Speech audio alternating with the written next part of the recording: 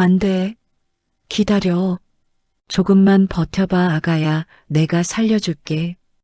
애이는 듯한 겨울 강바람은 뼛속을 파고들고 세상은 IMF라는 이름으로 사람을 끝까지 몰아붙이던 1998년 1월 한 여자가 난간을 붙잡고 서 있었습니다. 손에는 비톡촉 봉투, 발 아래는 시커멓게 출렁이는 강물. 그 여자의 이름은 김혜정. 지금 이 여자는 죽을 생각이었습니다. 그러나 그때 검푸른 강물 위로 낡은 바구니 하나가 떠내려옵니다. 가라앉을 듯 하다가도 다시 떠오르고 또 버텨 올라옵니다. 그리고 바구니 안에서 가녀린 아기 울음소리 응애응애. 애정의 심장이 쿵 내려앉습니다. 저거 아기가 있는 거 아이가. 그 순간 애정은 난간을 놓고 계단을 뛰어내려갑니다. 발이 미끄러지고 무릎이 까져도 상관없습니다. 그날 새벽 죽으려던 애정은 아기를 품고 숨었습니다. 그리고 그 숨바꼭질은 28년 뒤 대한민국 재벌가를 발칵 뒤집을 한 사람의 운명을 시작하게 됩니다. 죽을 자리에서 건져 올린 아이. 지우려던 자들과 끝까지 버틴 자들. 북두칠성 하나로 이어진 진실이 지금 시작됩니다. 이 이야기를 재미있게 들어주시고 여러분이 느낀 감정과 생각을 지금 계신 곳에서 구독과 좋아요와 함께 댓글로 남겨주세요. 인생은 아름다워 TV가 여러분들의 응원으로 힘내서 지금 계신 곳으로 만복의 기운을 빌어드리겠습니다. 겨울밤 강바람이 뼛속까지 파고드는 한강 다리 위에서 난간을 붙잡고 서 있는 여인을 한번 상상해 보세요. 손에는 비톡촉 봉투 3통, 발 아래는 시커멓게 출렁이는 강물. 그리고 그 여인의 가슴 속에는 살을 애이는 추위보다 더한 절망이 다리를 틀고 있었습니다. 지금 썩은 동아줄을 부여잡고 풍전등화에 목숨을 움켜쥐고 울부짖는 이 여인의 이름은 바로 김혜정이었습니다. 1998년 1월의 어느 새벽이었습니다. 나라 전체가 IMF라는 이름의 폭풍 속에 휘청거리고 평생 피땀으로 일군 가게와 공장들이 추풍낙엽처럼 쓰러지던 그 겨울 말입니다.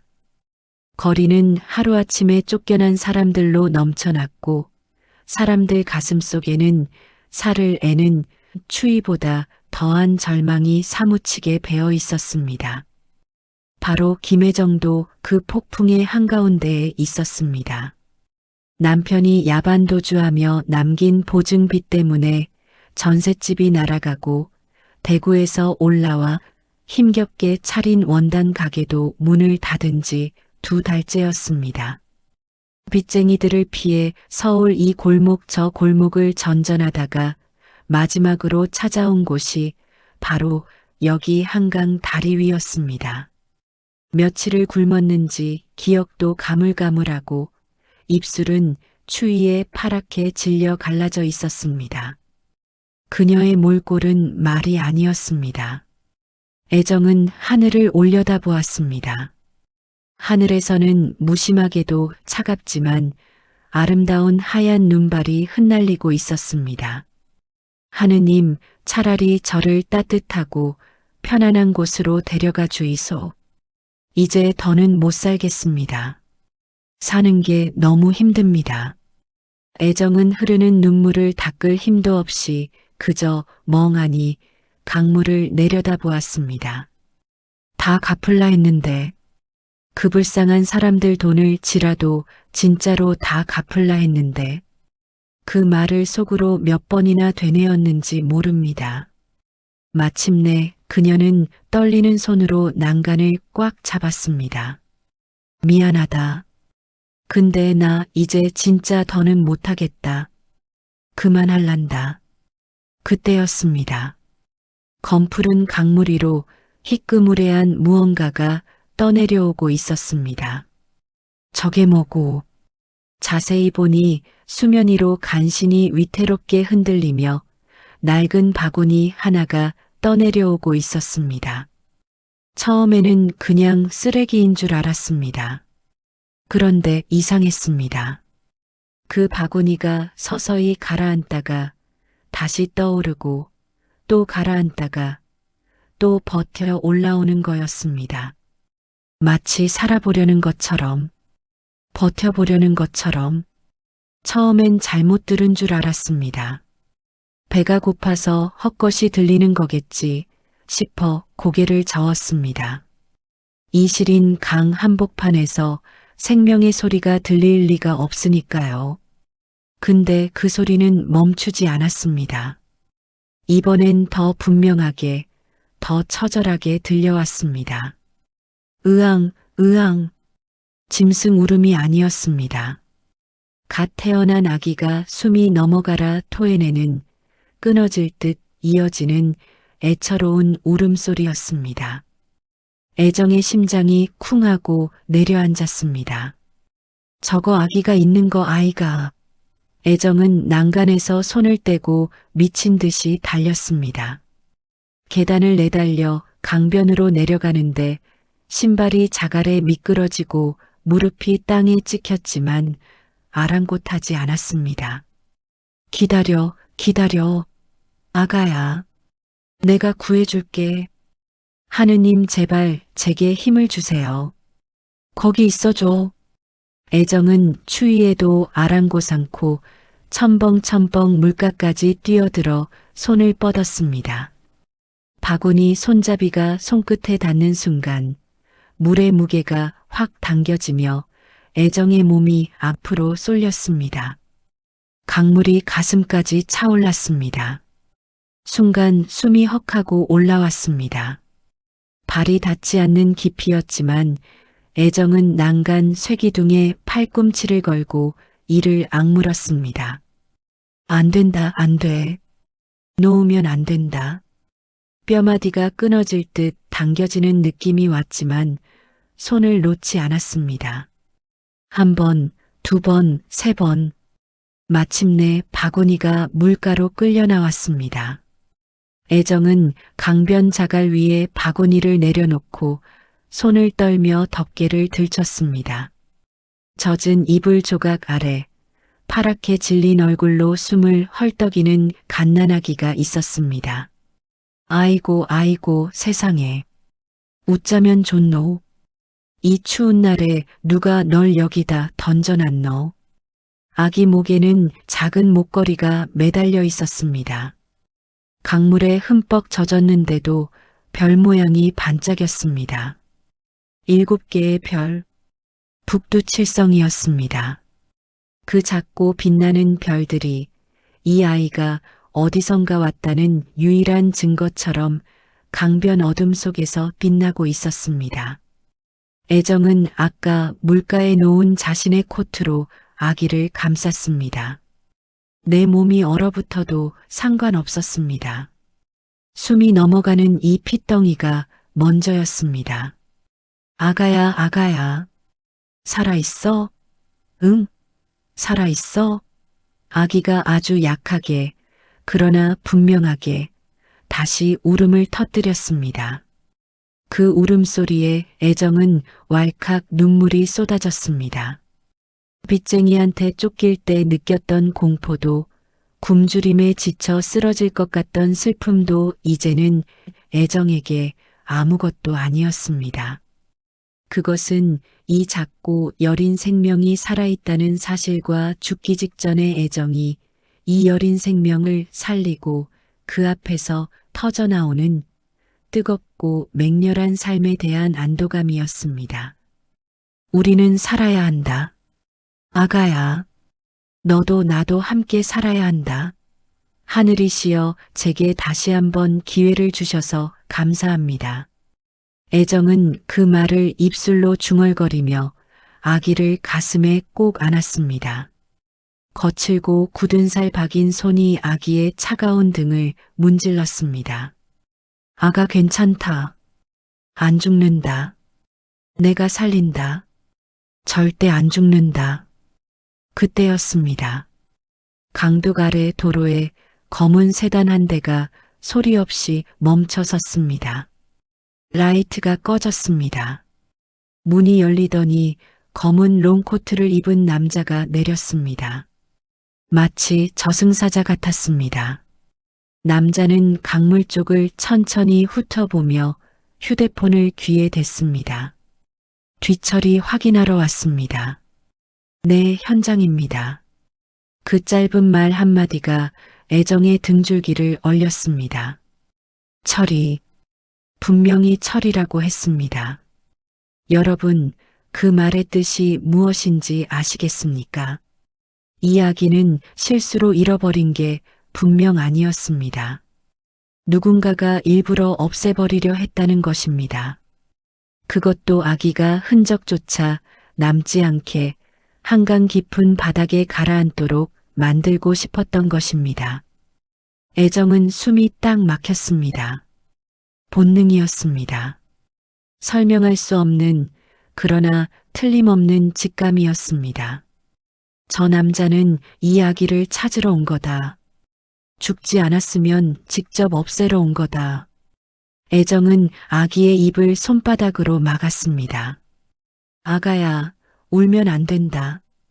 제발. 강변 계단 뒤 콘크리트 벽에 몸을 붙이고 숨을 죽였습니다. 추운 겨울밤이었지만 등줄기에서는 식은 땀이 비 오듯 흘러내렸습니다. 차가운 강바람이 부는데도 온몸이 불덩이처럼 뜨거웠습니다. 아기는 작게 몸을 꼬았지만 마치 알아듣는 것처럼 울음을 삼켰습니다. 남자는 바구니가 떠내려가던 물길을 한참 바라보았습니다. 손전등을 꺼내 물 위를 훑었습니다. 강변의 자갈 위도 손전등으로 쭉 살폈습니다. 전등 불빛이 애정이 숨어있는 계단 쪽을 쓱 훑고 지나갈 때 애정은 심장이 멎는 줄 알았습니다. 아기의 작은 심장도 애정의 가슴에 맞닿아 쿵쿵 뛰고 있었습니다. 마치 두 사람의 생명이 하나의 끈으로 연결된 것만 같았습니다. 남자의 구두 소리가 멈췄습니다. 잠시 침묵. 그리고 혀를 차는 소리가 들렸습니다. 이상하네. 분명 여기였는데. 남자는 바닥에 침을 한번 퇴뱉더니 신경질적으로 차에 올랐습니다. 차 문이 쾅 닫히고 엔진 소리가 점점 멀어졌습니다. 검은 세단의 붉은 미등이 어둠 속으로 완전히 사라지고 나서야 애정은 참고 있던 숨을 한꺼번에 토해냈습니다. 후 살았다. 아가야. 우리가 살았다. 애정은 다리에 힘이 풀려 자갈 위에 주저앉고 말았습니다. 손이 덜덜 떨렸습니다. 하지만 안도감도 잠시 뼈아픈 진실이 애정의 가슴을 후벼 팠습니다. 방금 저 남자의 행동은 분명했습니다. 누군가가 이 핏덩이를 실수로 잃어버린 게 아니라 일부러 없애버리려 했다는 사실. 그것도 흔적조차 남지 않게. 사람이 어찌 이리도 잔인할 수 있을까요? 그래. 누가 아기를 버렸든, 누가 없애려 했든, 지금부터는 내가 책임진다. 애정은 이를 악물고 일어섰습니다. 갈 곳도 없고 가진 것도 없었지만 품에 안긴 아기의 체온이 그녀를 지탱해 주었습니다. 그때 애정의 손끝에 뭔가 바스락거리는 게 닿았습니다. 바구니 바닥이었습니다. 젖은 종이 쪼가리 하나가 이불 사이에 끼어 있었습니다. 꺼내보니 글씨가 번져 거의 지워져 있었습니다. 달빛에 비추어 들여다보니 숫자 몇 개와 알파벳 한 글자가 희미하게 보였습니다. 1월 1일 B형. 그것이 전부였습니다. 부모의 이름도 아기의 이름도 없었습니다. 누군가 이 핏덩이의 신원을 감추기 위해 흔적을 지운 게 분명했습니다. 애정은 그 종이를 손안에 꼭 쥐었습니다. 버릴 수가 없었습니다. 언젠가 이 아이가 제 뿌리를 찾게 될 유일한 실마리가 될지도 모르니까요. 애정은 아기를 품에 안은 채 새벽 강변의 휴게실에 앉아 먼동이 트기를 기다렸습니다. 첫 차가 뜨면 대구로 내려가야 했습니다. 서울에 있으면 위험하다는 걸 뼛속으로 알았습니다. 이 아기는 누구인가? 누가 버린 것인가? 그리고 그 검은 세단은 왜 처리 확인을 하러 온 것인가? 애정은 그 답을 알지 못한 채 아기와 함께 첫 차에 몸을 실었습니다. 젖은 종이 쪼가리를 손안에 꼭 쥔 채로 대구 서문시장은 해 뜨는 새벽 5시면 불이 켜지고 해지는 역이 되어야 불이 꺼지는 곳입니다. 없는 것 빼고는 다 있다는 말이 있을 정도로 골목마다 삶의 냄새가 진하게 배어 있는 곳이죠. 원단 골목, 포목 골목, 먹거리 골목. 이 시장은 가진 것 없어도 2주먹만 있으면 살아남을 수 있는 곳이었습니다. 애정은 서울에서 내려온 지 사흘 만에 이 시장 한기퉁이에 자리를 잡았습니다. 그녀가 가진 것이라고는 보따리 하나와 품 안의 아기 하나뿐이었습니다. 애정은 처음엔 남의 원단 땡처리를 떼다 파는 자빌부터 시작했습니다. 시장 구석에 박스를 뒤집어 깔판 삼아 자투리 1000조각들을 늘어놓았습니다.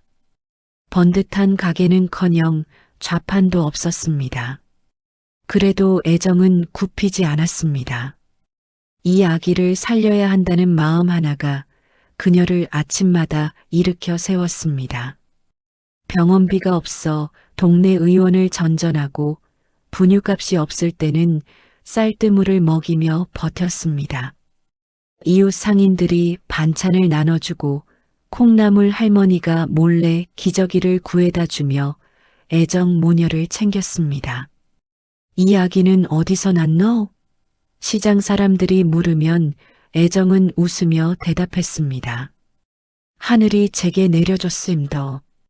그 말이 거짓말은 아니었습니다. 아기 옷 사이에서 나온 젖은 종이 쪼가리. 애정은 그걸 바느질로 깊숙한 곳에 숨겼습니다. 1998년 1월 1일. B형. 그것뿐이었습니다. 이름도 없고 부모도 없고 오직 날짜와 혈액형 하나만 남아 있었습니다. 북두칠성 목걸이도 함께 비닐에 싸서 이불 솔기 사이에 바느질로 꿰매 넣었습니다. 아기 손목에 정성스럽게 매듭지어 채워져 있던 작은 은목걸이였습니다. 그 은목걸이는 이렇게 아기를 버리려고 만든 사람의 것이 아니었습니다. 오히려 반대였습니다. 언젠가 반드시 다시 찾겠다는 사람의 손이 느껴졌습니다. 애정은 그 목걸이를 한참 들여다보다가 비닐 안에 넣었습니다. 이것만큼은 절대 잃어버리면 안 된다는 생각이 들었습니다. 숨긴 곳은 아무도 찾을 수 없는 곳, 오직 애정만이 아는 비밀스러운 장소였습니다. 그리고 다짐했습니다. 이 아이가 어른이 되어 제 힘으로 세상을 마주할 수 있을 때까지 이 비밀을 무덤까지 가져가겠노라고. 애정은 아이에게 버려진 날짜가 아니라 살아남은 그날로 다시 생일을 만들어 주었습니다. 아이 이름은 혜인으로 지었습니다. 강혜인. 바다처럼 깊고 해처럼 따뜻하게 살라고. 강씨는 애정이 줄 수 있는 유일한 것이었습니다. 아가야, 오늘부터 너는 강혜인이다. 세상이 버렸어도 엄마는 안 버린다. 알겠니? 아기는 옹알이로 대답했습니다. 애정의 말을 마치 알아듣는 것처럼.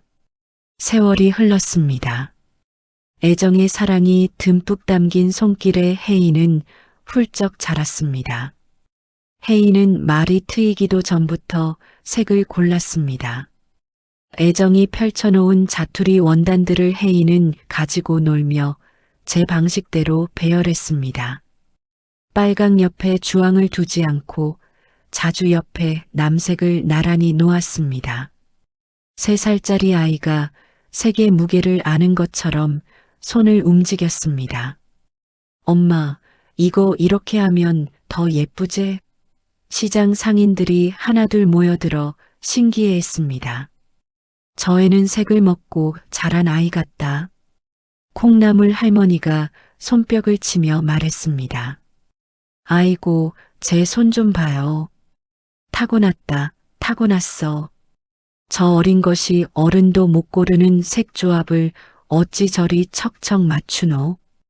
혜인은 자라면서 시장 할머니들을 유심히 관찰했습니다. 어깨가 앞으로 말린 할머니, 팔이 잘 올라가지 않는 할머니, 허리가 시려 구부정하게 걷는 할머니. 혜인은 그분들이 어떤 옷을 불편해하는지, 어떤 옷을 사면서 얼굴이 밝아지는지를 눈에 담았습니다. 그리고 어느 날 애정이 팔다 남긴 자투리 천으로 조끼를 하나 만들었습니다. 주머니를 손이 가장 편하게 닿는 위치에 달고 단추 간격을 손님이 약해도 잠글 수 있게 넉넉히 벌렸습니다. 콩나물 할머니가 그 조끼를 입어보더니 눈이 동그래졌습니다. 아이고, 이게 딱 맞네. 꽃가라도 이쁘고 가볍고 참 따스다. 야야, 이거 어디서 샀노? 혜인이 수줍게 웃었습니다. 내가 만들었는데요. 할머니는 그날부터 혜인의 이름 대신 조끼 아가씨라 불렀습니다. 그런데 혜인의 재능은 거기서 그치지 않았습니다. 혜인은 세상에 존재하는 색깔만 보는 아이가 아니었습니다. 숫자도 보았습니다. 시장 골목을 걸으면서 어느 가게 앞에 손님이 몇 명 모이는지, 어느 시간대에 원단이 가장 잘 팔리는지, 어느 색이 어느 계절에 먼저 동나는지를 자연스럽게 머릿속에 담아두었습니다. 애정이 납품 단가를 놓고 공장 사람들과 실랑이를 벌일 때면 혜인은 옆에서 조용히 듣다가 불쑥 끼어들곤 했습니다. 엄마, 저 집은 지난달에 같은 원단을 미터당 200원 더 주고 샀어.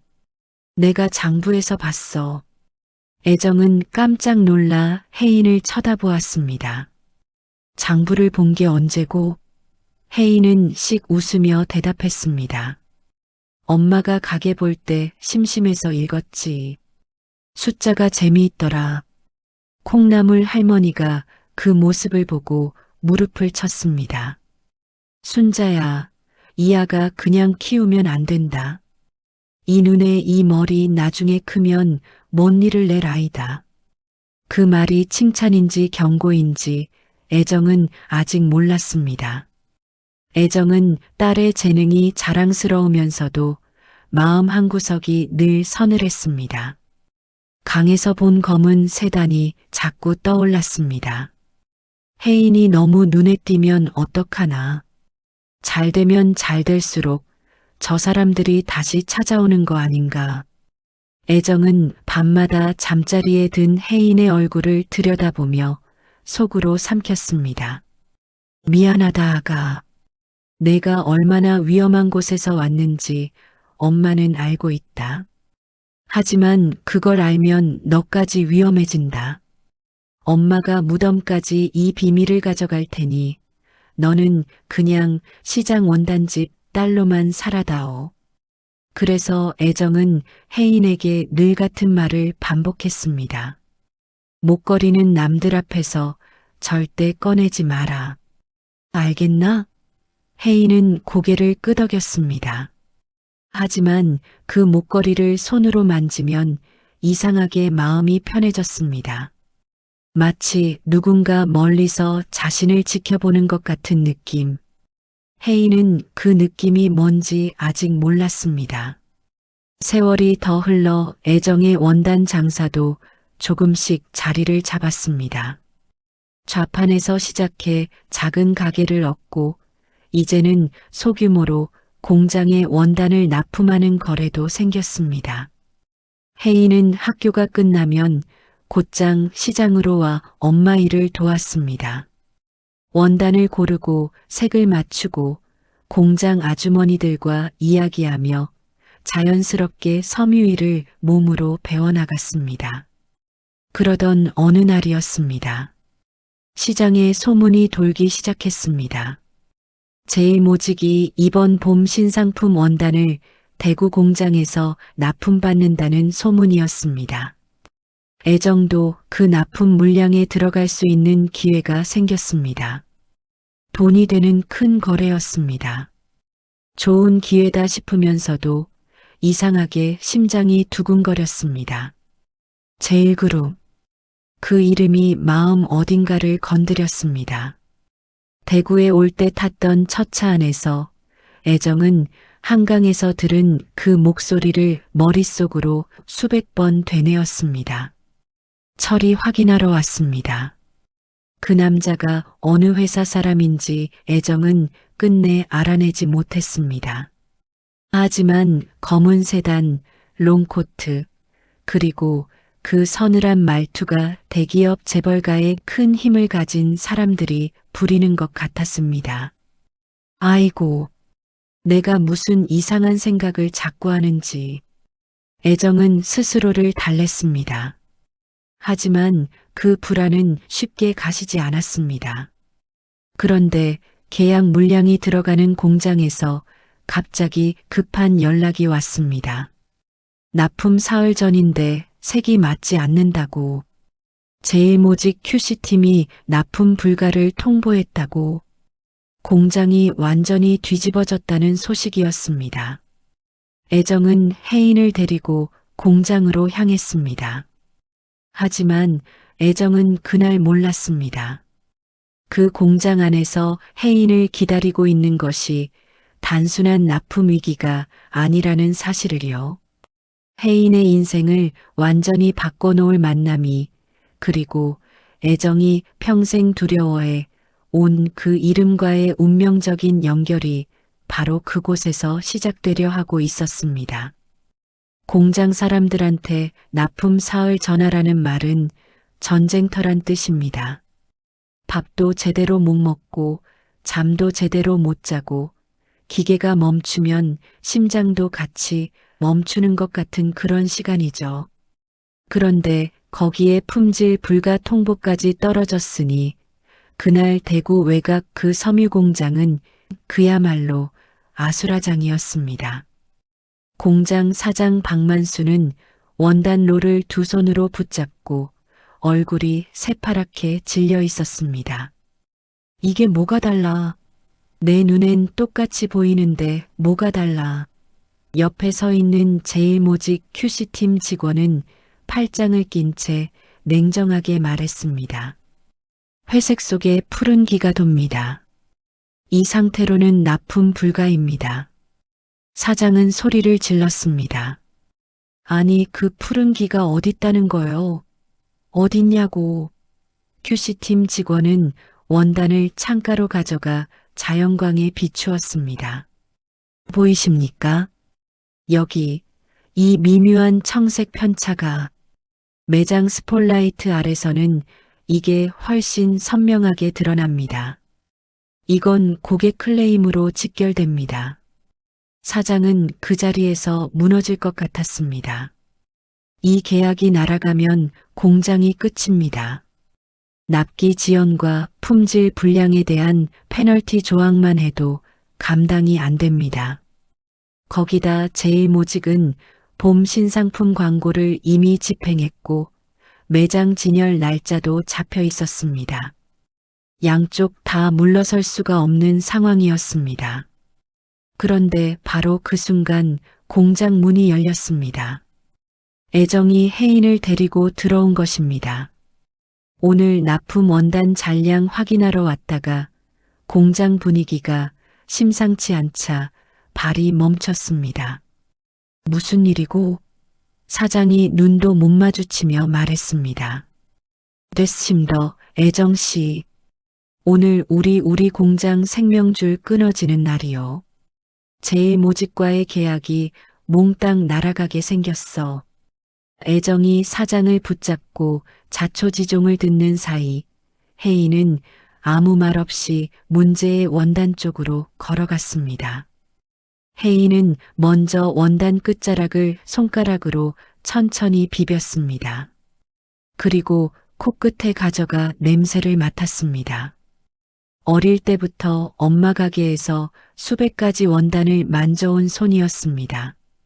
그 손이 뭔가를 느꼈습니다.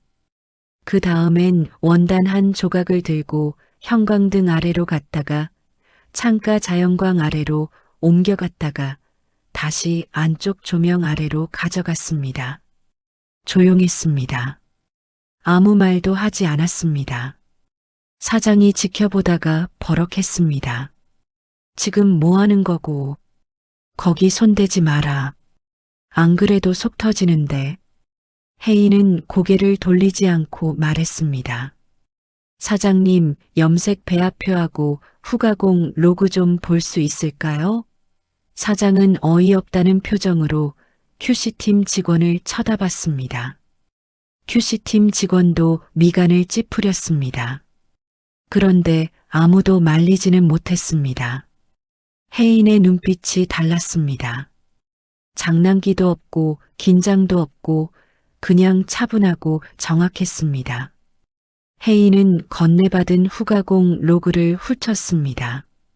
손가락이 특정 숫자 위에서 멈췄습니다. 여기요. 코팅 온도가 표준보다 2도 높고 처리 시간이 40초 길게 잡혔습니다.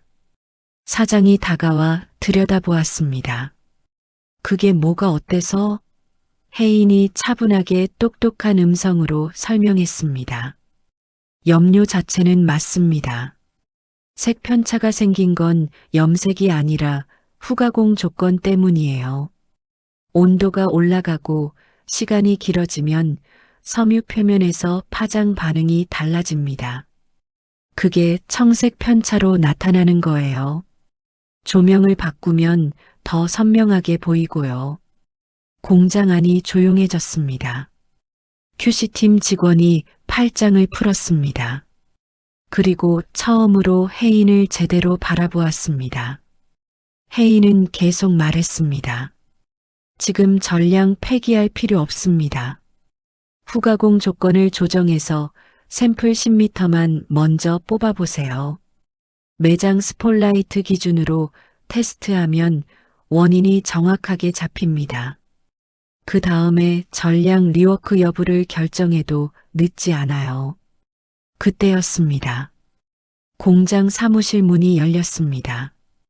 그런데 들어온 사람이 예사롭지 않았습니다. 제일모직 QC팀 직원이 자세를 바로잡으며 목례를 했습니다. 공장 사장은 얼른 달려가 두 손을 내밀었습니다. 본부장님, 여기까지 직접 오셨습니까? 제일모직 구조조정 본부장 이강민이었습니다. 원래 이런 현장에 본부장급이 직접 내려오는 일은 없습니다. 그런데 이번 봄 신상품은 달랐습니다. 제일그룹 정 회장이 직접 챙기는 라인업이었고 이강민 본부장은 그 프로젝트 총괄이었습니다. 납품 불가 통보가 올라오자마자 서울에서 내려온 것입니다. 이 계약이 흔들리면 자신의 목도 흔들린다는 걸 알고 있었으니까요. 이강민은 사무실 안을 한번 훑었습니다. 그런데 시선이 한 곳에서 멈췄습니다. 원단 앞에 서 있는 혜인이었습니다. 젊었습니다. 아니, 어렸습니다. 그런데 손에 후가공 로그를 들고 뭔가를 짚어내고 있었습니다. 이강민은 그 모습을 보며 아까 들어오다 복도에서 들은 말을 떠올렸습니다. 염료가 아니라 후가공 조건이 어긋났다는 말. 그 말이 귀에 걸렸습니다. 공장 직원이 한 말인 줄 알았는데 지금 보니 저 아이였던 것입니다. 이강민의 날카로운 눈은 사장을 보지 않고 혜인을 보고 있었습니다. 그리고 날카로운 음성으로 물었습니다. 아까 후가공 조건 얘기한 사람이 당신이요? 혜인이 고개를 들었습니다. 네. 지금 그 방식대로 하면 오늘 안에 살릴 수 있겠소? 혜인은 망설이지 않았습니다. 가능합니다. 교대를 돌리면 됩니다. 대신 테스트는 반드시 매장 스폴라이트 기준으로 해야 합니다. 형광등 아래서 통과해도 매장에서 다시 편차가 나옵니다. 이강민은 잠시 혜인을 바라보았습니다. 이 아이가 공장 직원인지 납품업체 딸인지는 중요하지 않았습니다. 감으로 말하는 게 아니라는 걸 알았습니다. 숫자를 짚고 조건을 읽고 해법을 내는 눈이었습니다. 그런 눈은 배워서 되는 게 아닙니다. 알겠소. 샘플 뽑아보시오. 샘플 10m가 나오는데 2시간이 걸렸습니다. 혜인은 그 2시간 동안 공장 바닥에 서서 기다렸습니다. 앉지도 않았습니다. 기계 돌아가는 소리를 들으면서 혹시 조건이 또 어긋나지 않나 귀를 세웠습니다.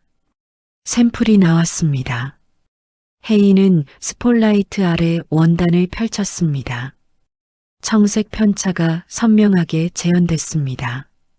원인이 맞았습니다. 사장은 말문이 막혔습니다. QC팀 직원은 고개를 끄덕였습니다. 이강민은 결정을 내렸습니다. 후가공 조건 조정해서 전량 리워크합니다. 납기는 맞춥니다. QC팀은 리워크 샘플 검수 기준 다시 세우시오. 그 한마디에 공장이 다시 움직이기 시작했습니다. 기계 소리가 다시 울리고 직원들이 뛰어다니고 아까까지 새파랗게 질려있던 사장 얼굴에 혈색이 조금씩 돌아왔습니다. 애정은 그 광경을 멍하니 바라보았습니다. 내 딸이 저걸 해냈다. 저 대기업 사람들이 꼼짝 못하던 걸 내 딸이 2시간 만에 해냈다. 눈물이 날 것 같으면서도 이상하게 가슴이 서늘했습니다.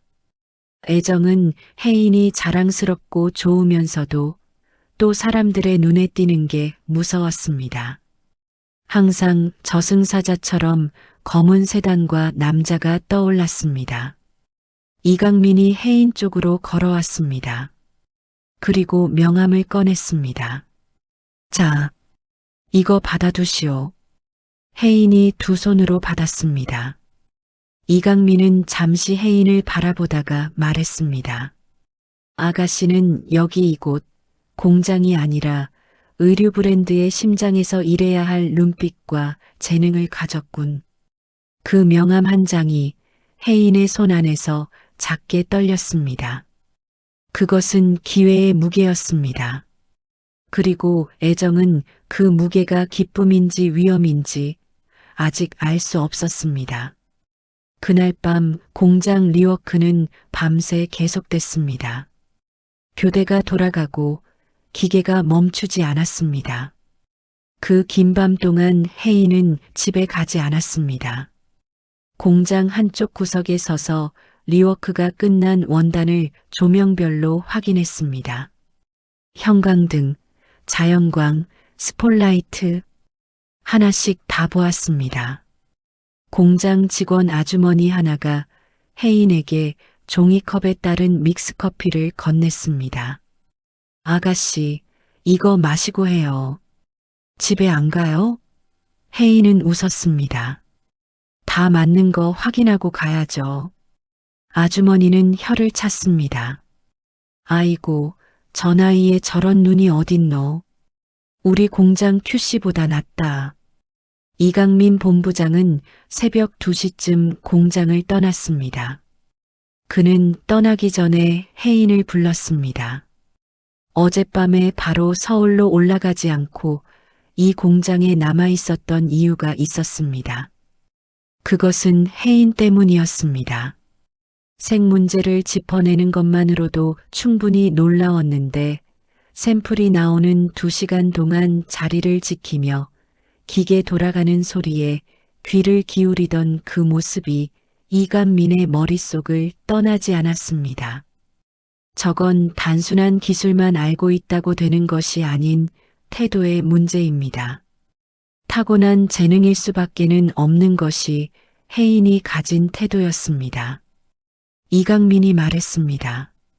이예인 씨, 오늘 수고했습니다. 우리 제일모직의 큰 위기를 이번에 혜인 씨가 해결했어요. 내가 한 가지 부탁이 있는데 이 원단으로 봄 런칭에 쓸만한 아이템 하나를 스케치만이라도 좋으니 떠올려 보시오. 우리가 다음에 만날 때 볼 수 있도록 말이야. 혜인은 그 말을 들으며 이미 머릿속에서 무언가를 그리고 있었습니다. 이튿날 아침 리워크가 완료됐습니다. 제일모직 QC팀이 최종 검수를 통과시켰습니다. 계약이 살았습니다. 공장 사장이 애정의 손을 덥석 잡았습니다. 애정 씨, 진짜로 고맙습니다. 혜인이 아가씨가 없었으면 우리 공장 오늘 끝났습니다. 애정은 웃으며 손을 빼려 했지만 사장은 놓지 않았습니다. 아니, 진짜로요. 저 아이 그냥 시장에 두면 안 됩니다. 그 말이 애정의 가슴에 박혔습니다. 이강민이 애정 앞으로 걸어왔습니다. 강혜인 씨 어머니 되시죠? 애정이 고개를 끄덕였습니다. 이강민이 말을 이었습니다. 혜인 씨 어젯밤 모습 봤습니다. 저는 30년 동안 이 업계에 있었는데 저 나이에 저런 눈 가진 사람은 처음 봤습니다. 색을 눈으로만 읽고 그 잘못된 원인을 짚고 해법을 내는데 거기다 더해 나이도 어린 사람이 책임을 다해 자리까지 지킵니다. 우리 회사와 저는 저런 인재를 못 본 척 그냥 두기가 아깝습니다. 애정은 말없이 이강민을 바라보았습니다. 이강민이 계속 말했습니다. 저는 혜인 씨가 서울 본사 디자인팀에서 같이 일해봤으면 합니다. 인턴 자리가 아니라 처음부터 실무에 붙이고 경력직 대우를 해줄 생각입니다. 물론 혜인 씨도 성과로 증명해야 하고 처음부터 쉽지는 않을 겁니다. 그래도 해볼 만한 기회라고 생각합니다. 어머니 생각은 어떻습니까? 애정은 바로 대답하지 않았습니다. 한참 침묵했습니다. 그리고 물었습니다. 제일모직 서울 본사입니까? 네, 서울입니다. 애정의 눈빛이 흔들렸습니다. 서울. 그 단어가 날카롭게 가슴을 찌르는 것 같았습니다. 한강 다리, 검은 세단, 검은 코트, 처리, 확인. 그 사납도록 차가운 바람이 몰아치던 겨울 새벽의 기억이 한꺼번에 밀려왔습니다.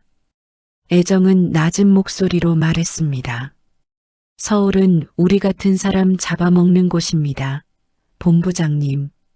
이강민은 그 말의 무게를 느꼈는지 잠시 기다렸습니다. 그리고 천천히 말했습니다. 어머니, 저는 혜인 씨가 서울에서 잡아먹히는 게 아니라 서울의 패션계를 바꾸는 걸 보고 싶습니다.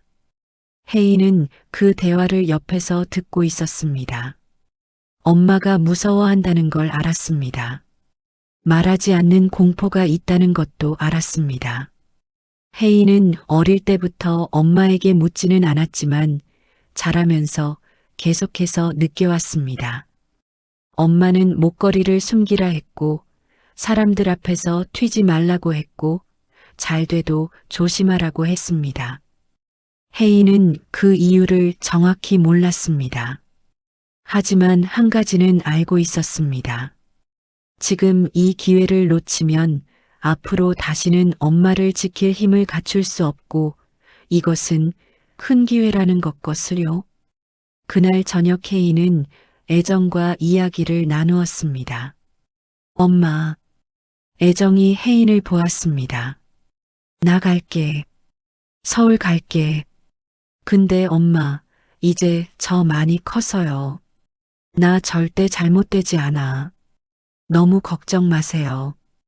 애정은 한참 딸의 얼굴을 들여다보았습니다.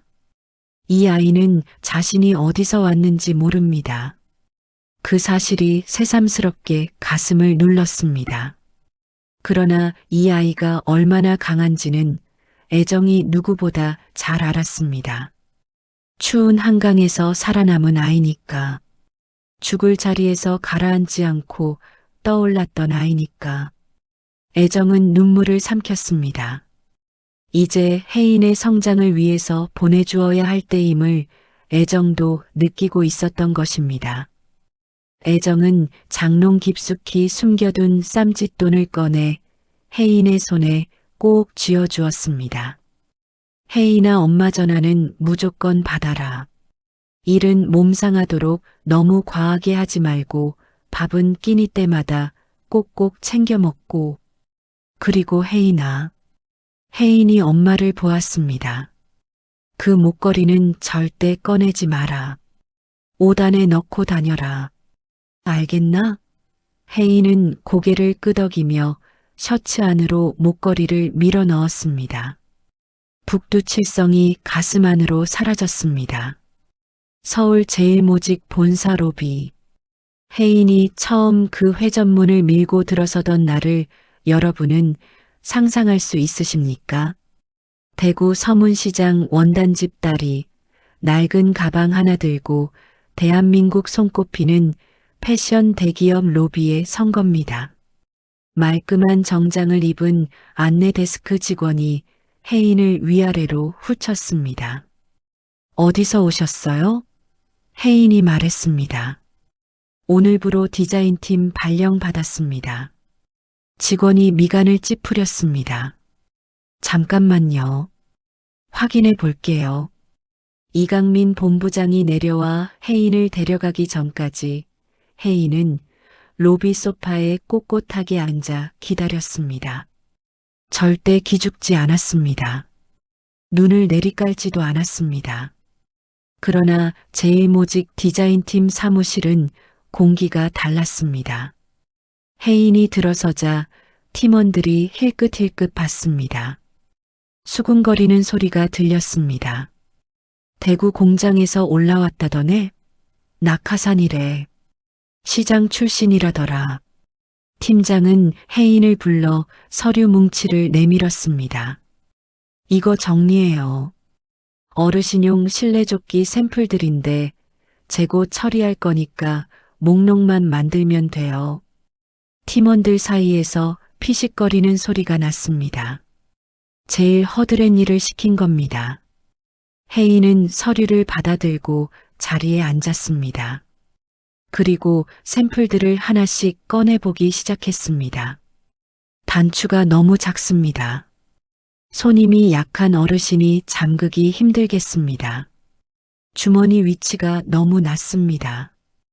허리 굽은 분은 손이 안 닿겠습니다. 솔기가 어깨 위에 걸렸습니다. 팔을 올리면 당길 것 같습니다.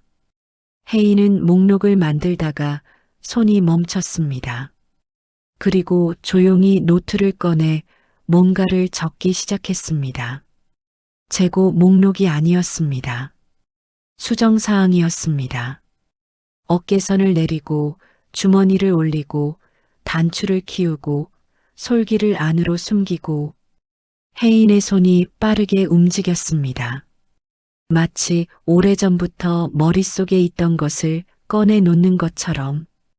그때 복도 쪽에서 발소리가 났습니다.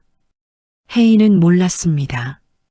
복도 끝에서 누군가 혜인의 인사기록 파일을 들고 서 있다는 사실을.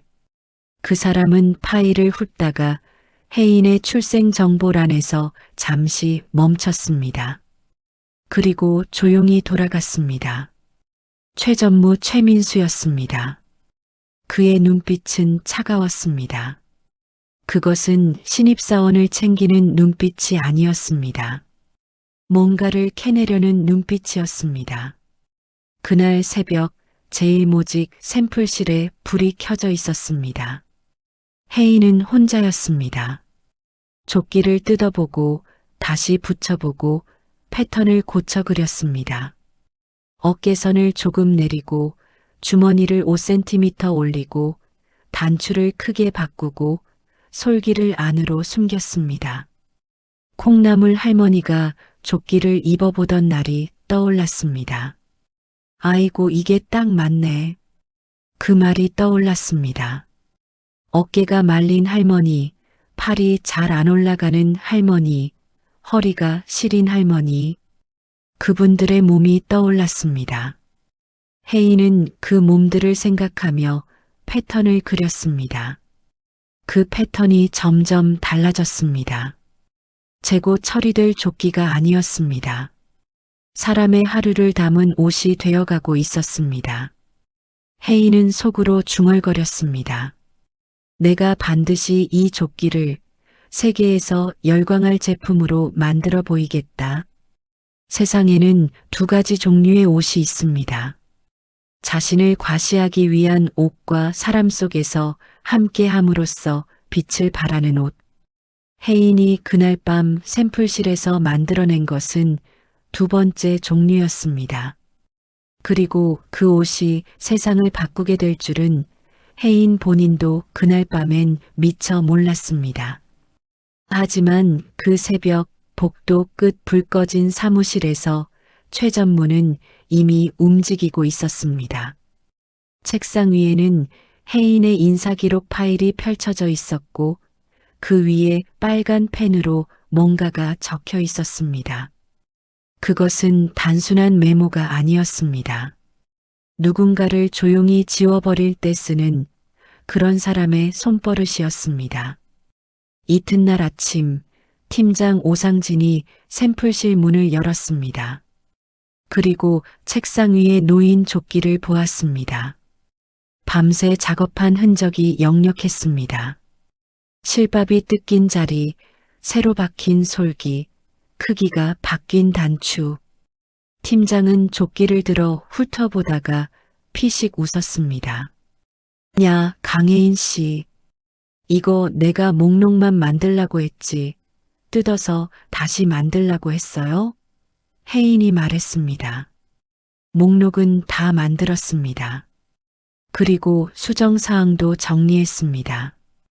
팀장이 눈썹을 올렸습니다. 수정사항?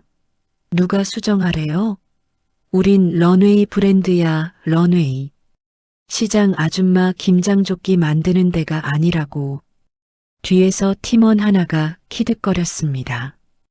혜인은 반박하지 않았습니다. 그 대신 조끼를 펼쳐들었습니다. 팀장님, 30초만 봐주세요. 단추가 원래 지름 1.2cm였는데 1.8cm로 바꿨습니다. 손님이 약한 분도 잠글 수 있게요. 주머니는 5cm 올렸습니다. 허리가 굽은 분 손이 닿는 위치로요. 어깨 솔기는 안으로 넣었습니다. 팔 들 때 당기지 않게요. 팀장이 조끼를 빼앗듯 집어들었습니다. 그리고 잠깐 들여다보다가 내던졌습니다. 됐고요. 이런 거 필요 없어요. 재고 처리 목록이나 마저 완성해요. 혜인은 떨어진 조끼를 주었습니다. 손이 떨렸습니다. 그러나 얼굴은 떨리지 않았습니다. 그날 오전 제1모직 본사에 외부 손님이 왔습니다. 이탈리아 프라다 그룹과의 협업 미팅이었습니다. 미우치아 프라다 본인이 서울을 방문 중이었고 제1모직 쇼룸을 둘러보는 일정이 잡혀 있었습니다. 임원들이 긴장한 얼굴로 복도를 오갔습니다. 미우치아는 쇼룸을 천천히 걸었습니다. 옷걸이마다 걸린 옷들을 손끝으로 가볍게 쳤습니다. 표정이 읽히지 않았습니다. 임원들이 긴장한 채 뒤를 따랐습니다. 그런데 미우치아의 발이 샘플실 앞에서 멈췄습니다. 문이 반쯤 열려 있었습니다. 안에서 혜인이 혼자 조끼를 입어보며 팔을 들었다 내렸다 하고 있었습니다. 앉았다 일어섰다 하고 있었습니다. 마치 누군가의 몸을 빌려 테스트하는 것처럼. 미우치아가 물었습니다. 저 옷 누가 만들었나요? 임원들이 서로 눈치를 보았습니다. 팀장이 얼버무리려 했습니다. 저희 샘플실에서 진행 중인. 혜인이 문을 밀고 나왔습니다. 제가 만들었습니다. 미우치아가 혜인을 바라보았습니다. 그리고 조끼를 달라는 듯 손을 내밀었습니다. 혜인이 건넸습니다. 미우치아는 조끼를 천천히 만졌습니다. 단추를 잠가보고 주머니에 손을 넣어보고 소매를 잡아당겨 보았습니다. 한참 후에 물었습니다. 미우치아가 조끼를 들었다 놓았다 하더니 천천히 입을 열었습니다. 이 조끼 지금 한국 시장에서 얼마입니까? 혜인이 대답했습니다. 5,000원입니다. 미우치아의 입술에 미소가 번졌습니다. 발렌티노가 이 조끼를 가져가서 630만 원에 팔고 있다죠. 몽클레어도 따라 런칭했고요. 그런데 세상에 그 원조는 5,000원이라고요? 그리고 한마디를 덧붙였습니다. 지금 세계 명품들 너도 나도 베끼는 그 옷을 만든 사람은 한국의 시장 할머니를 위한 것이었군요. 그렇다면 진짜 디자이너는 처음부터 여기 한국에 있었던 겁니다. 미우치아가 물었습니다. 이 옷은 무엇을 위한 옷입니까? 혜인이 대답했습니다. 멋내려고 만든 게 아닙니다. 하루를 버티게 하는 옷입니다. 따뜻하고 팔이 자유롭고 주머니 하나가 생활을 살립니다. 나이가 들어도 스스로 입고 벗을 수 있고 몸이 불편해도 품위가 사는 옷이어야 한다고 생각했습니다. 그리고 이 화려한 패턴들은 우리 한국에서는 너무나 익숙하고 생활 속 깊숙이 파고 들어있는 패턴이에요. 미우치아는 잠시 침묵했습니다. 그리고 중얼거렸습니다. 단지 과시하기 위해서가 아니라 사람 속에서 함께 함으로써 빛을 발하는 옷이군요. 혜인이 고개를 끄덕였습니다. 저는 엄마가 서문시장에서 원단을 파는 것을 보면서 커왔습니다. 그 시장 할머니들이 제 첫 번째 고객이었습니다. 미우치아가 혜인을 똑바로 바라보았습니다. 그리고 말했습니다. 정말 대단하군요. 당신의 재능과 작품을 밀라노에 와서 보여주겠습니까? K-패션의 손맛과 이 현실감은 세계가 함께 볼 필요가 있습니다. 사내가 발칵 뒤집혔습니다. 미우치아 프라다가 신입사원과 얘기했다고? 세상에, 그 조끼 보고 밀라노 초대했다고? 팀원들의 태도가 바뀌었습니다. 하지만 그 변화는 두 가지였습니다. 절반은 인정이었고 절반은 질투였습니다.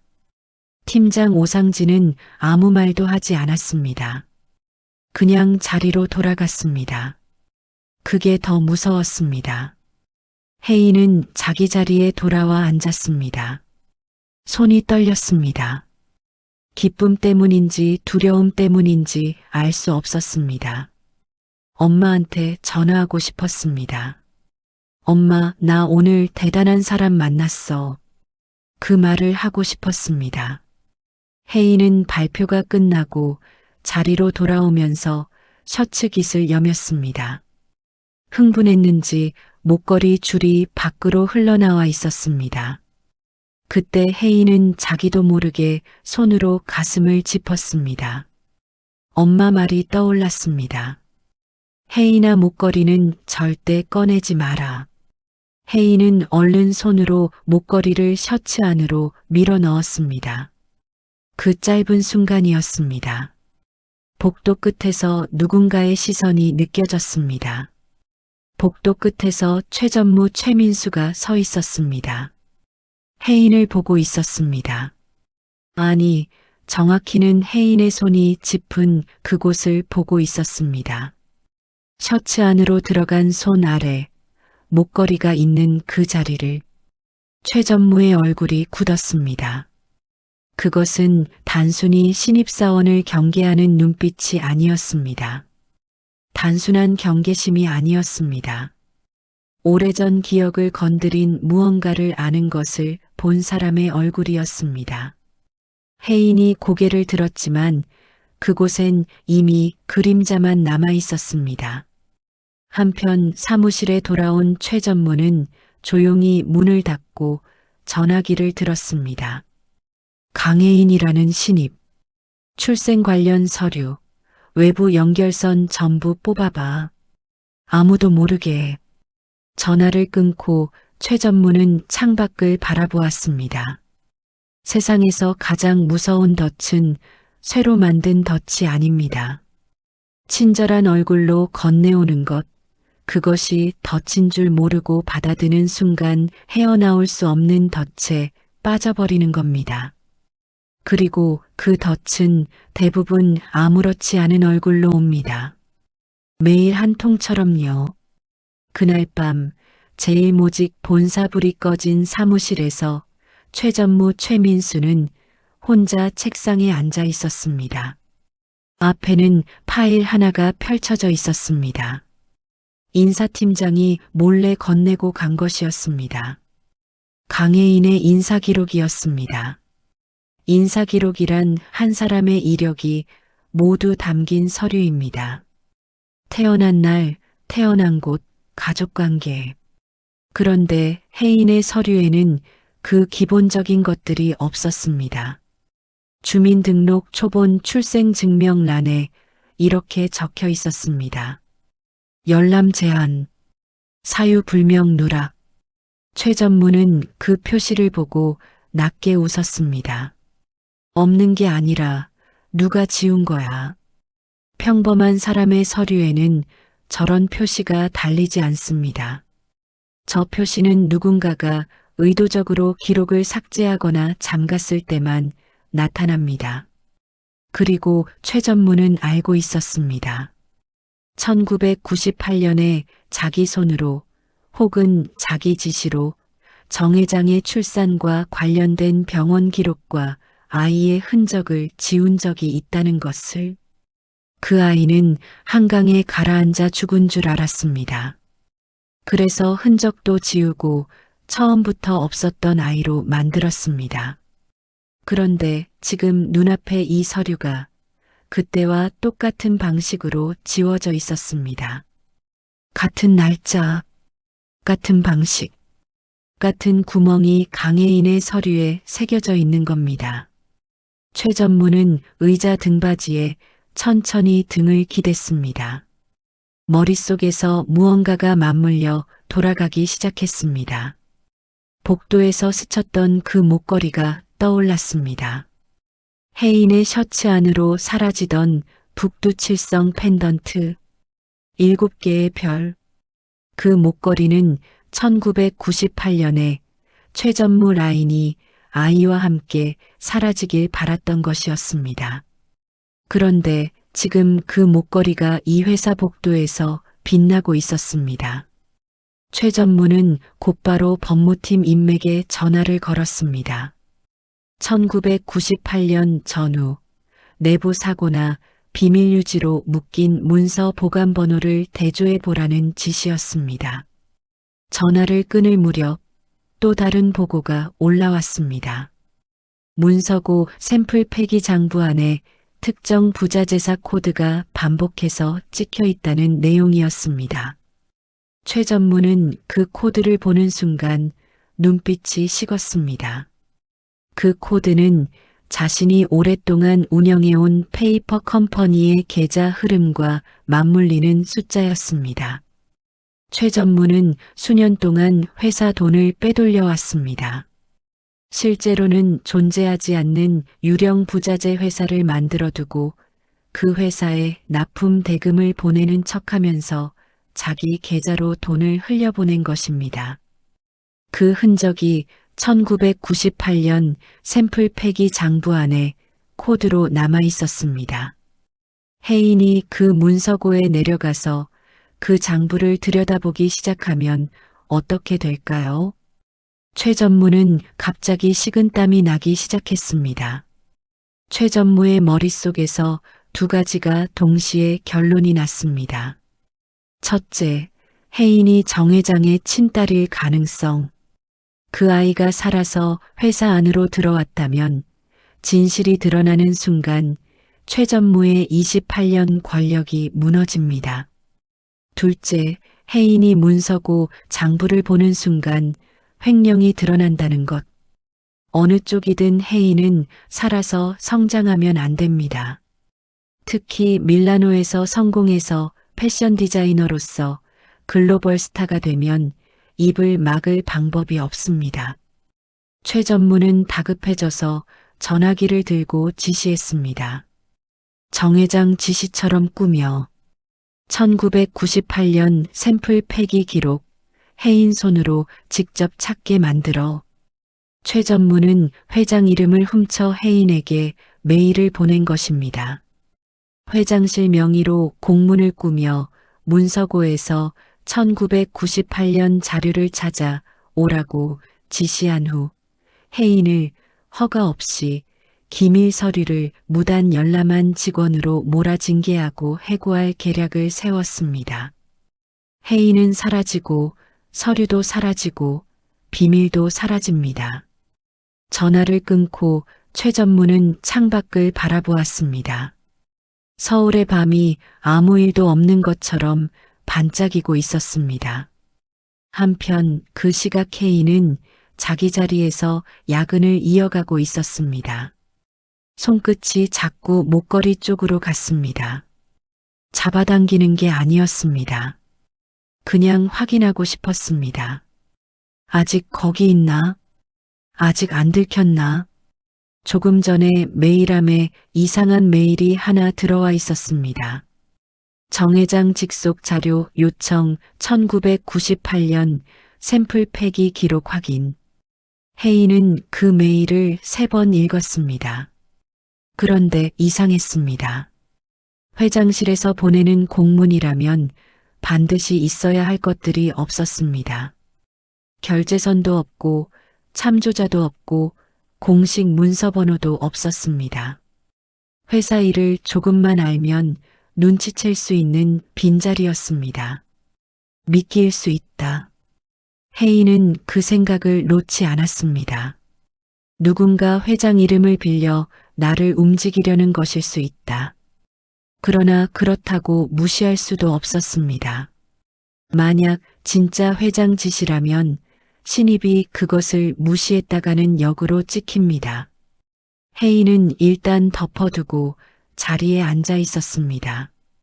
그러다 배가 고팠습니다. 탕비실 불빛은 노랬습니다. 야근하는 사람들이 하나둘 빠져나가고 나면 회사에서 가장 사람 냄새가 나는 곳이 바로 이 작은 방입니다. 혜인은 가방에서 도시락 보자기를 꺼냈습니다. 애정이 새벽 일찍 일어나 싸준 것이었습니다. 보자기를 풀자마자 김이 올랐습니다. 납작만두였습니다. 그리고 그 옆에 작은 통에 담긴 무침회. 그 냄새가 탕비실 가득 퍼지자 혜인은 눈을 감았습니다. 대구 서문시장의 새벽 공기가 떠올랐습니다. 원단 골목의 먼지 냄새, 엄마의 손등에 박힌 굳은 살, 포장지 사이로 따뜻한 김이 올라오던 그 아침지. 엄마가 버틴 맛이었습니다. 오늘은 그게 내가 버틸 이유가 됐습니다. 혜인은 행복해하며 젓가락을 들었습니다. 그때였습니다. 탕비실 문이 소리 없이 열렸습니다. 혜인은 반사적으로 도시락을 덮으려 했습니다. 회사에서 도시락을 먹는 것이 어쩐지 초라해 보일 것 같았습니다. 놀랍게도 탕비실에 들어온 사람은 정진희 회장이었습니다. 수행원도 없이 혼자였습니다. 제1그룹 회장이 이 작은 탕비실에 혼자 들어오다니. 정 회장은 문을 열다가 걸음을 멈췄습니다. 그리고 코를 가볍게 들었습니다. 혜인은 놀라 몸을 굳혔습니다. 그러나 정 회장이 먼저 말했습니다. 어머, 이 냄새는 어딘지 익숙한 냄새인데요? 맛있는 걸 혼자 먹고 있네요? 웃음기 섞인 낮고 조용한 목소리였습니다. 혜인은 덮으려던 손을 내렸습니다.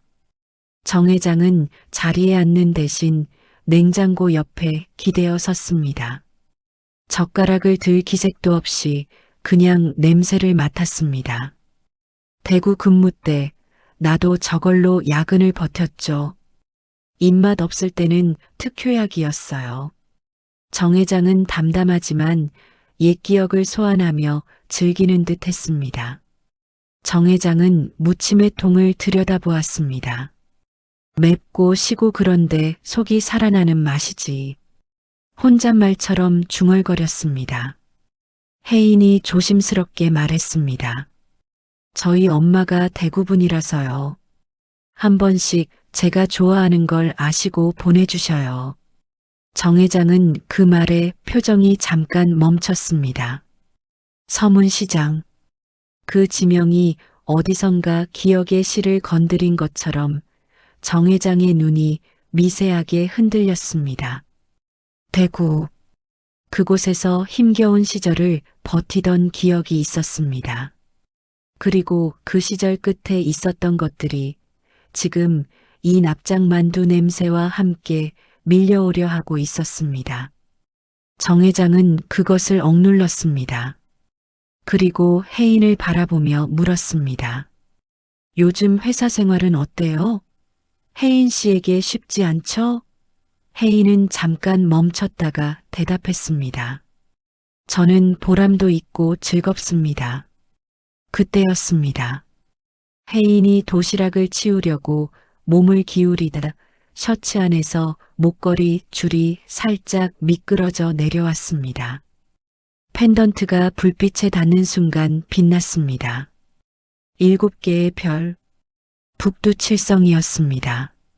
그 순간 정 회장은 너무 놀라 동공이 커지고 자기도 모르게 뜨거운 컵색에 쥐었습니다.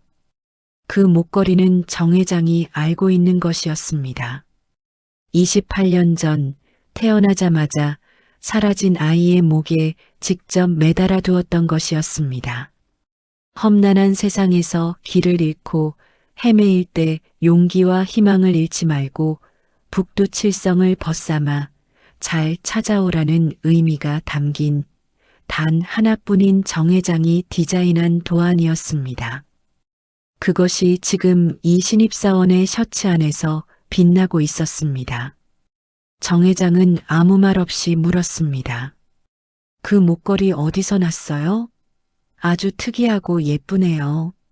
목소리 끝이 아주 조금 떨렸습니다. 혜인은 얼른 목걸이를 셔츠 안으로 밀어 넣으며 말했습니다. 아주 어릴 때부터 가지고 있었어요. 정 회장은 더 묻지 않았습니다. 그냥 고개를 끄덕이고 탕비실을 나갔습니다. 발소리가 복도 끝으로 멀어졌습니다. 혜인은 혼자 남았습니다. 목걸이를 손 위로 꺼내 들여다보았습니다. 별 7개가 형광등 아래서 조용히 빛났습니다. 왜 떨었을까? 저분의 목소리가 왜 그렇게 떨렸을까? 혜인은 그 의문을 가슴 안으로 밀어넣고 다시 목걸이를 셔츠 안에 숨겼습니다. 회장실로 돌아온 정 회장은 서랍 깊은 곳을 열었습니다. 아무에게도 보여준 적 없는 봉투 하나를 꺼냈습니다. 안에는 오래된 주문서, 사본 한 장과 낡은 리본 조각이 있었습니다. 주문서에는 손으로 직접 그린 도안이 하나 있었습니다. 북두칠성, 7개의 별, 그리고 그 아래 날짜가 적혀 있었습니다. 정 회장은 그 종이를 손에 들고 한참 움직이지 않았습니다. 바로 정 회장이 아이가 태어나기 전에 직접 주문해서 만들어둔 목걸이 도안이었습니다. 세상에 단 하나뿐인 것으로 태어날 아이에게 주려고 준비해 두었던 것입니다. 그 아이는 너무 일찍 세상에 나왔고 그 혼란 속에서 누군가의 손에 의해 사라졌습니다. 정 회장은 그 뒤로 기억의 문을 닫았습니다. 꺼내면 사람이 다친다는 협박 때문이었습니다. 그러나 오늘 밤 납작만두 냄새가 그리고 그 목걸이가 굳게 닫혔던 문을 두드리고 있었습니다. 내가 미리 만들어둔 거였어. 혼잣말이 거의 들리지 않았습니다. 그것은 말이 아니라 가슴 깊숙한 곳에서 나오는 희망의 탄성이었습니다. 밤새 잠 못 이루고 깊은 고민을 한 정 회장은 결심했습니다. 혜인을 위험에 빠뜨리려는 검은 손이 이 회사 안에 있다면 혜인을 내 손 닿는 곳에 둬야 한다. 다음 날 아침 정 회장은 혜인을 불렀습니다. 그리고 담담하게 말했습니다. 브랜드 원형 분쟁 대비 자료 그리고 1998년 샘플 폐기 기록을 찾아줘. 혜인은 그 눈빛이 단순한 업무 지시가 아니라는 걸 느꼈습니다. 무언가를 확인하려는 눈빛이었습니다. 혜인은 네라고만 대답했습니다. 그 소식이 최 전무에게 전달되는 데는 채 1시간도 걸리지 않았습니다. 최 전무는 곧바로 움직였습니다. 문석으로 내려가게 해.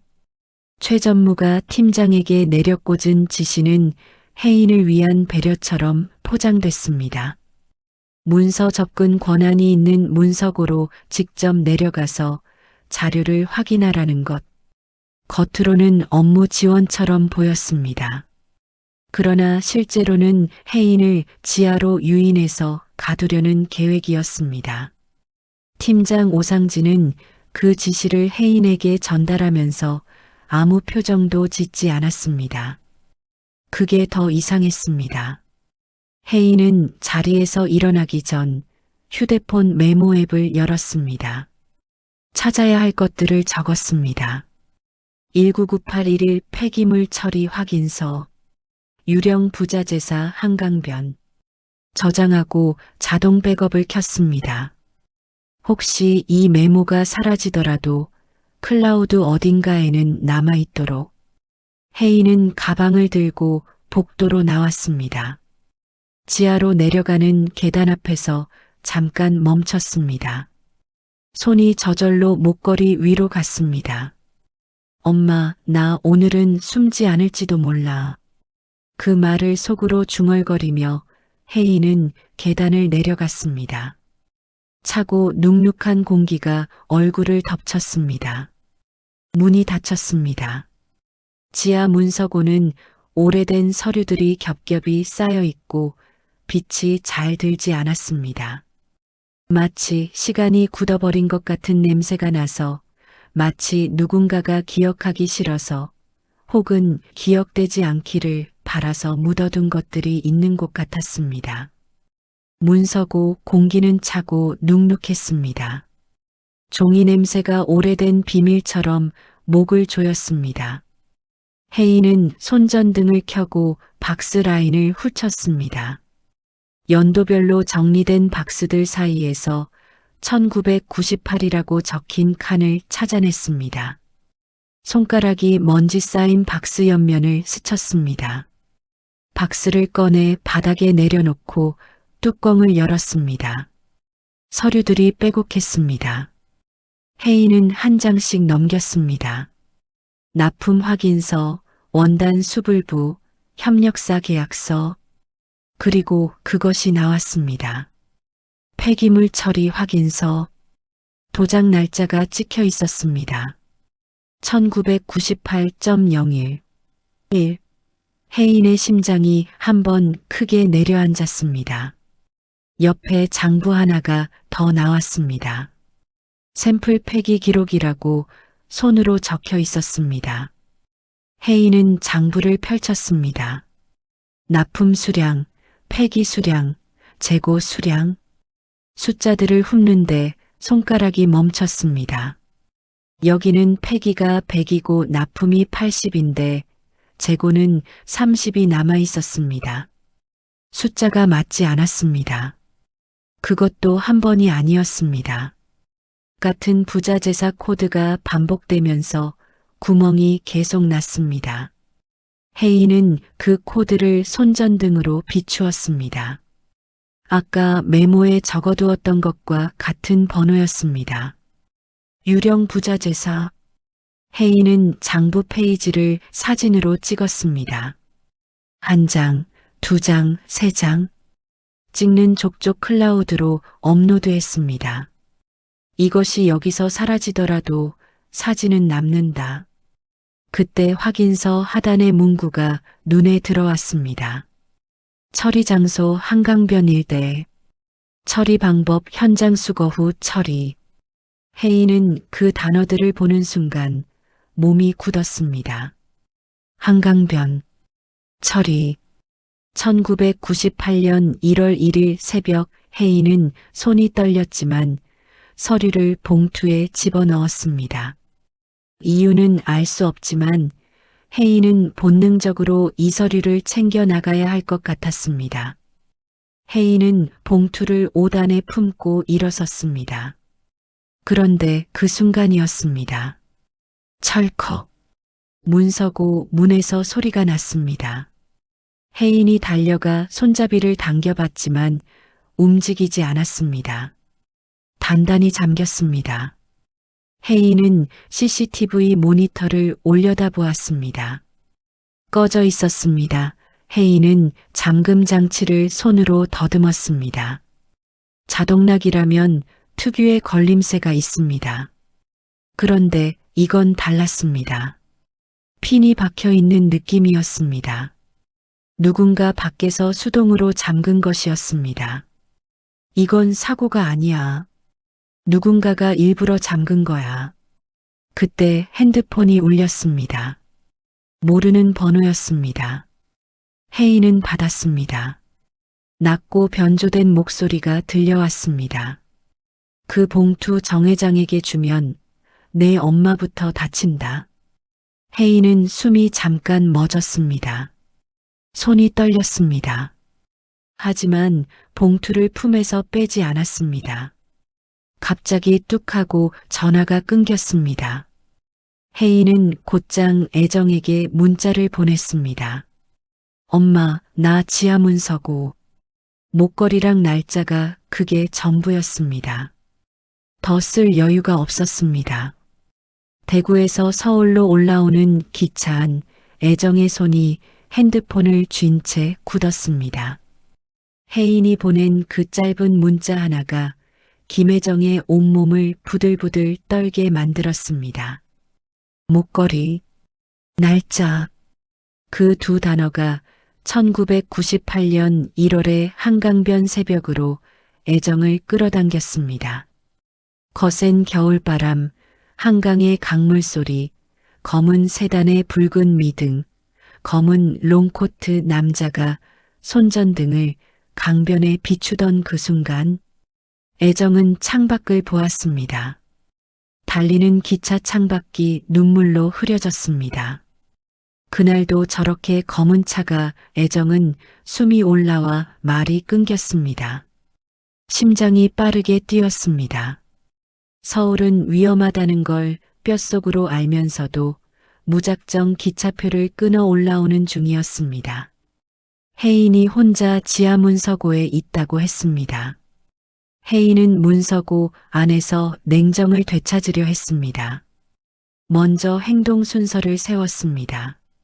잠금 해제, 탈출, 증거 분산, 엄마 보호, 감정은 나중에. 혜인은 바닥에 떨어진 샘플 1000조각을 집어 손바닥을 감쌌습니다. 그리고 잠금장치 나사 주변의 틈을 손끝으로 더듬기 시작했습니다. 미세한 틈이 있었습니다. 혜인은 이를 악물었습니다. 손바닥에서 땀이 났습니다. 핀을 조금씩 밀어내기를 반복했습니다. 철가루가 손에 묻었습니다. 손바닥에 작게 피가 맺혔습니다. 그래도 손을 놓지 않았습니다.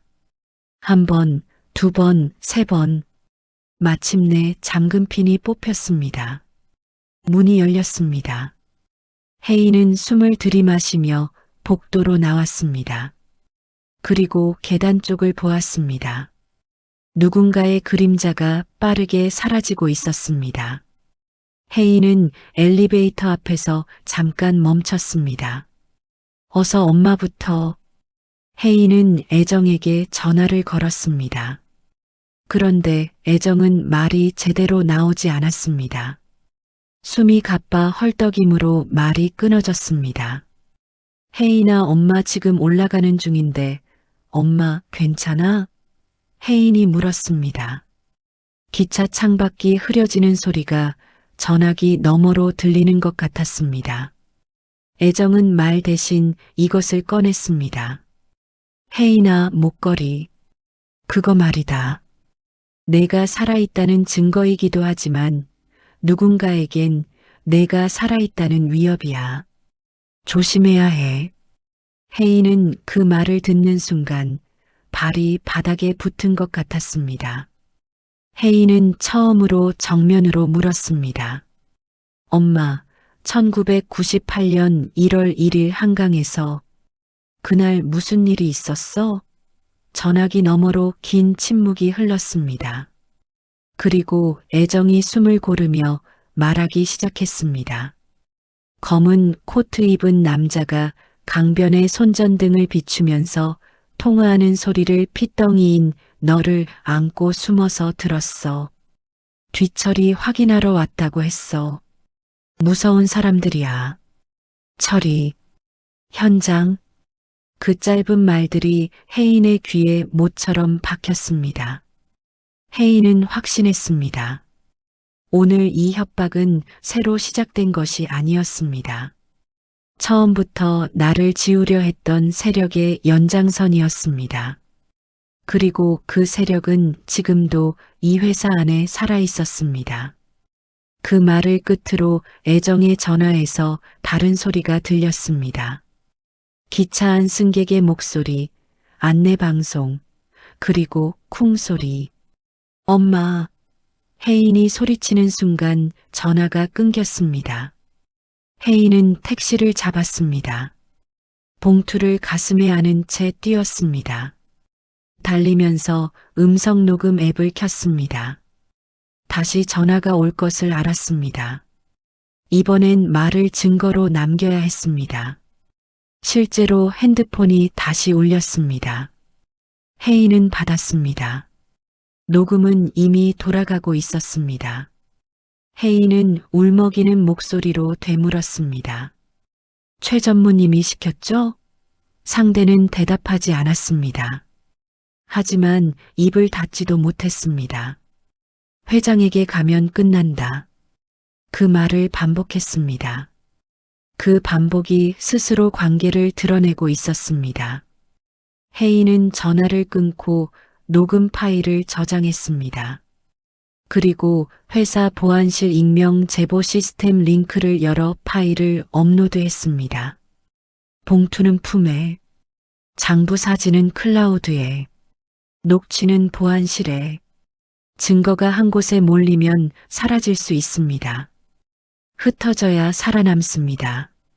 병원 응급실. 혜인은 달려들어갔습니다. 그리고 복도 끝에서 걸음을 멈췄습니다. 정 회장이 서 있었습니다. 수행도 없이 혼자였습니다. 두 사람의 눈이 마주쳤습니다. 정 회장의 눈빛이 달랐습니다. 흔들리고 있었습니다. 그것은 회장의 눈빛이 아니었습니다. 무언가를 이미 알아버린 사람의 얼굴이었습니다. 혜인은 그 얼굴을 보는 순간 심장이 묵직하게 가라앉았습니다. 이것은 우연이 아니다. 정 회장은 세상에서 가장 긴 28년을 보내었습니다. 바로 아이를 잃은 엄마의 28년입니다. 죽었는지 살았는지도 모르고 이름도 모르고 어디서 밥은 먹고 있는지 아픈 날엔 누가 이마를 짚어주는지 아무것도 모른 채 흘려보낸 28년. 그러나 그 시간이 오늘 밤 이 병원 복도에서 끝나려 하고 있었습니다. 애정은 과로와 공포 그리고 28년을 혼자 삼켜온 죄책감이 한꺼번에 무너져 내리며 기차 안에서 쓰러졌습니다. 병원 복도는 조용했습니다. 심전도 소리가 모처럼 박혔습니다. 비, 비, 비. 규칙적인 그 소리가 오히려 더 무거웠습니다. 의사가 혜인에게 말했습니다. 과로와 저혈당이 겹쳤습니다. 지금은 안정이 최우선입니다. 혜인은 고개를 끄덕이며 병실로 들어가 침대 옆에 앉았습니다. 애정의 손을 들었습니다. 링거 바늘이 꽂힌 손이었습니다. 손등에는 굳은 살이 박여 있었습니다. 새벽 5시에 일어나 원단을 나르던 손, 빗쟁이를 피해 골목을 뛰던 손, 혜인의 아픈 이마를 짚던 손. 혜인은 그 굳은 살을 손가락으로 천천히 쓸었습니다.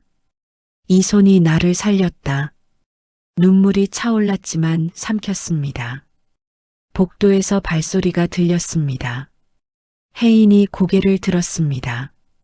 정 회장이 병실 문 앞에 서 있었습니다. 수행도 없이 혼자였습니다. 두 사람의 눈이 마주쳤습니다. 정 회장의 눈빛이 흔들렸습니다. 그것은 회장의 눈빛이 아니었습니다. 무언가를 오래 참아온 사람의 얼굴이었습니다. 정 회장이 병실 안으로 들어왔습니다. 그리고 낮은 목소리로 말했습니다. 혜인 씨, 봉투를 보여주겠어요. 그 목소리가 떨렸습니다. 혜인은 품에서 봉투를 꺼내 내밀었습니다. 정 회장이 봉투를 열었습니다. 서류 상단의 문구가 눈에 들어왔습니다. 폐기물 처리 확인서 19981일, 처리 장소 한강변 일대. 정 회장의 손이 멈췄습니다. 19981일. 그 숫자가 정 회장의 몸을 예리하게 뚫고 들어갔습니다. 혜인의 셔츠 안에서 빛나던 북두칠성의 차가운 금속빛이 눈앞에 겹쳤습니다. 그리고 정 회장은 과거 기억이 되살아났습니다. 정 회장은 눈을 감았습니다. 1998년 겨울 병실이 왔습니다. 소독약 냄새, 형광등의 흰빛, 그리고 의료진의 목소리. 죄송합니다, 회장님. 아이가 살지 못했습니다. 정 회장은 그 말을 들은 순간 온몸의 피가 다 빠져나가는 듯한 그 느낌을 기억하고 있습니다. 남편의 갑작스러운 사고 소식으로 절망에 빠져 뱃속의 아이마저 지켜내지 못한 것입니다. 이제 그녀는 홀홀 단신으로 곁에 있어줄 사람이 아무도 없었습니다. 아버지가 남긴 회사를 혼자 떠안은 채 아이마저 잃었습니다. 그 고통이 너무 커서 정 회장은 스스로 문을 닫았습니다. 생각하지 않기로 했습니다. 꺼내면 무너질 것 같았습니다. 무너지면 회사도 남은 사람들도 다 쓰러질 것 같았습니다. 그런데 최전무는 그 봉인을 이용했습니다. 정 회장이 스스로 기억의 문을 잠근 사이 그 틈으로 들어온 것입니다. 아이의 죽음을 자신이 조작했다는 사실을 숨기고 그 혼란을 발판 삼아 회사를 장악했습니다. 정 회장은 그것을 몰랐습니다. 그리고 28년이 지나간 것입니다. 그러다 오늘 밤 험한 세상에서 길을 잃고 헤매는 전 회장에게 북두칠성이 길을 찾아 그녀를 하나뿐인 딸 혜인에게로 보낸 것입니다. 자신이 직접 만들어 아이 손목에 묶어두었던 세상에 단 하나뿐인 북두칠성 목걸이가요. 정 회장의 눈에서 눈물이 흘렀습니다. 목소리가 끊어졌다 이어졌습니다. 죽은 줄 알았어. 27년 동안 내가 죽은 줄만 알았어. 그 한 문장이 전부였습니다. 설명도 변명도 없었습니다. 그냥 27년이 그 문장 안에 다 들어 있었습니다. 정 회장은 떨리는 손을 뻗었습니다. 혜인의 얼굴 쪽으로 갔습니다. 그런데 끝내 닿지 못했습니다. 자신에게 그 자격이 있는지 몰라서였습니다. 손이 허공에서 멈췄습니다. 혜인아, 내가 너를 낳았어. 그런데 나는 내가 살아있는 줄 몰랐어. 엄마가 정말 미안하다. 지켜주지 못해 미안하다. 정 회장이 혜인을 바라보았습니다. 오래 바라보았습니다. 죽은 줄 알았던 아이가 눈앞에 살아서 있는 걸 보는 그 눈빛은 말로 형용할 수 없는 감동의 눈빛이었습니다. 이렇게 컸구나. 이렇게 이쁘고 대견하고 훌륭하게 자라주었구나. 이 눈이, 이 손이, 이 목소리가 내 아이의 것이구나. 정 회장의 두 눈에서 눈물이 넘쳐 흘렀습니다. 그때였습니다. 침대에서 소리가 났습니다. 애정이 눈을 뜨고 있었습니다. 산소 튜브가 꽂힌 채로 눈이 흐릿했습니다. 그러다 정 회장을 보았습니다. 두 사람의 눈이 마주쳤습니다. 애정이 천천히 입을 열었습니다. 숨이 가팠지만 말을 멈추지 않았습니다.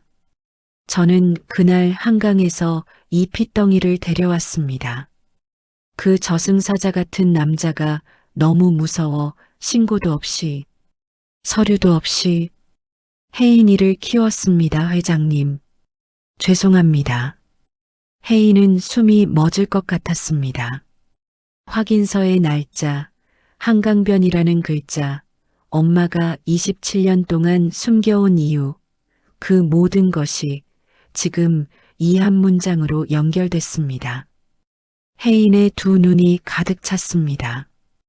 울지 않으려 했지만 눈물이 속절없이 흘러내렸습니다. 정 회장이 애정을 바라보았습니다. 애정은 계속 말했습니다. 근데 회장님, 이 아이가 처음 울음을 터뜨렸을 때 강물이 가슴까지 차오른 그 추위 속에서도 저는 손을 못 놓겠더라고요. 그때부터 제가 낳은 제 딸이었습니다. 그리고 동시에 혜인이는 저를 살린 생명의 은인입니다. 정 회장은 천천히 애정의 침대 앞으로 걸어갔습니다. 그리고 고개를 숙였습니다. 제1그룹 정미령 회장이 허리를 굽혔습니다. 긴 침묵 끝에 입을 열었습니다. 당신이 내 딸을 살렸습니다. 내가 지키지 못한 하나뿐인 소중한 내 아이를 당신이 27년을 지켰습니다. 고맙습니다. 그 한마디였습니다. 더 길게 말하지 않았습니다. 그런데 그 한마디가 애정의 28년을 건드렸습니다. 새벽마다 일어나 도시락을 싸던 날들, 검은 세단이 꿈에 나올 때마다 이불을 뒤집어 쓰고 떨던 밤들, 혜인이 잘 될수록 들켜버릴까봐 가슴이 서늘했던 그 모든 날들이 지금 이 한 문장 앞에서 처음으로 놓였습니다. 애정은 소리 없이 울었습니다. 혜인은 두 사람 사이에 섰습니다. 한쪽에는 강에서 자신을 건져 올린 손이 있었습니다. 다른 한쪽에는 자신을 세상에 내보낸 손이 있었습니다. 두 손이 싸우지 않고 같은 자리에 있었습니다.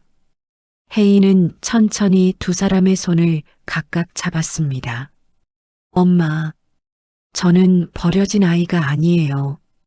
두 분이 함께 살려낸 아이예요. 애정이 혜인의 손을 꽉 쥐었습니다. 정 회장은 아무 말도 하지 못한 채 눈을 감았습니다. 그 눈가에서 눈물이 또 흘렀습니다.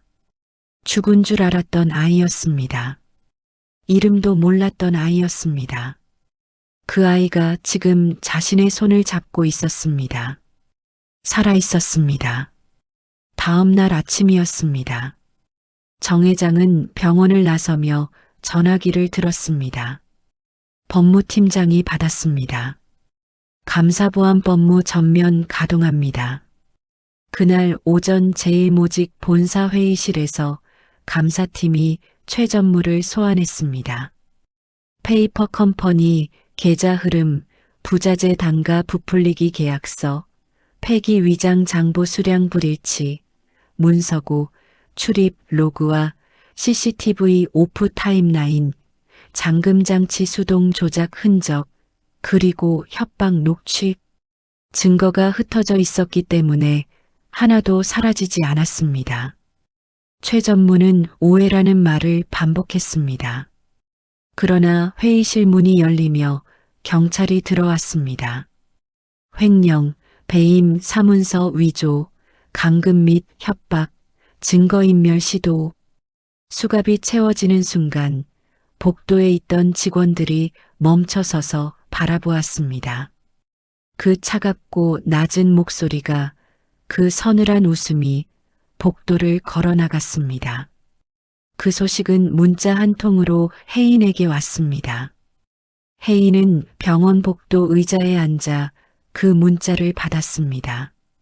애정이 자고 있는 병실 유리창을 바라보았습니다. 안에서 애정의 가슴이 천천히 오르내리고 있었습니다. 혜인은 목걸이를 꺼내 손바닥 위에 올렸습니다. 7개의 별이 병원 복도 형광등 아래서 반짝였습니다. 어릴 때부터 이 별들을 볼 때마다 이상하게 마음이 편했습니다. 멀리서 누군가 자신을 지켜보는 것 같은 느낌. 이제 그 느낌이 무엇이었는지 알았습니다. 혜인은 속삭였습니다.